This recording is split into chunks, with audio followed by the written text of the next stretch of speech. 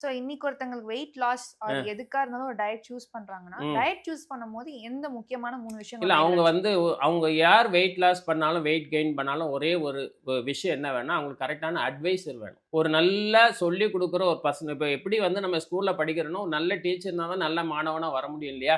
அதே மாரி நீங்க வெயிட் லாஸ் பண்ணாலும், வெயிட் கெயின் பண்ணாலும், இல்ல உங்க ஹெல்த் வைஸ் ஏதாவது ஒண்ணு பண்ணணும்னாலுமே, உங்களுக்கு ஒரு நல்ல கோச் இருக்கும். நீங்க நெறைய பேர் என்ன பண்றாங்கன்னா, YouTubeஅ வந்து கோச்சா வச்சிருக்காங்க. இப்போ சமையல் பண்ணணும்னா கூட ஒண்ணும் தெரியாதவங்க என்ன பண்றாங்க, YouTube ஓப்பன் பண்ணி எப்படி தேங்காய் சாதம் பண்றது, எப்படி மாங்காய் சாதம் வந்து கத்துக்கிறாங்கல்ல. அதே மாரி இவங்க ஹெல்த்தையும் அதே மாரி பார்க்குறாங்க. இப்போ எக்ஸாம்பிள் இன்னொன்னு சொல்றேன் பாருங்களேன். நம்ம ஒரு நாய் வளர்க்குறோம் அப்படின்னா, அந்த நாய் நல்லா இருக்கிறதுக்கு நெறைய கண்டிஷனர், ஷாம்பு அதுக்கப்புறம் சீப் எல்லாம் காஸ்ட்லியா வாங்கி ஏன்னா அந்த நாய் வந்து நல்லா இருக்கணும் அப்படின்னு நினைப்பாங்க. பட் இவங்க என்ன இவங்களும் இவங்க குழந்தைகளுக்கு என்ன மாதிரி குடுப்பாங்க அப்படின்னா, எதையுமே பார்க்க மாட்டாங்க. கடையில விக்கிறதெல்லாம் வாங்கி குடுத்துருவாங்க. ம். அப்ப அவேர்னஸ் எங்க இருக்கு?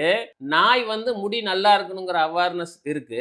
பட் என் குழந்தைக்கு என்ன குடுத்தா நல்லா இருக்குங்கிற அவேர்னஸ். இதுதான் இன்னைக்கு நெறைய பேர் பண்ற முக்காவாசி தப்பு. அதுக்கு தான் என்ன பண்ணுவாங்க அப்படின்னா, யாராவது ஏதாவது ஒண்ணு சொன்னாங்கன்னா, அத எடுத்துக்குவாங்க. அப்புறமா அதுல எல்லாம் முடிஞ்சதுக்கப்புறம் அது சரியில்லம்பாங்க. அவங்கள திட்டுவாங்க. இப்படி தான் போய்க்கிட்டு இருக்கும். நீங்க நல்ல ஒரு நீங்க வெயிட் லாஸ் பண்றதுக்கு உங்களுக்கு நல்ல ஒரு ஆலோசகர் இருந்தாரு, சொல்லிக் குடுக்குறவர் இருந்தாரு அப்படின்னா, நீங்க கரெக்ட்டா வெயிட் லாஸ் பண்ணலாம். உங்க உடம்ப பத்தி அவருக்கு நல்லா தெரியும். அவர் கரெக்ட்டா சொல்லிக் குடுப்பார். அதுதான் இப்ப தேவை.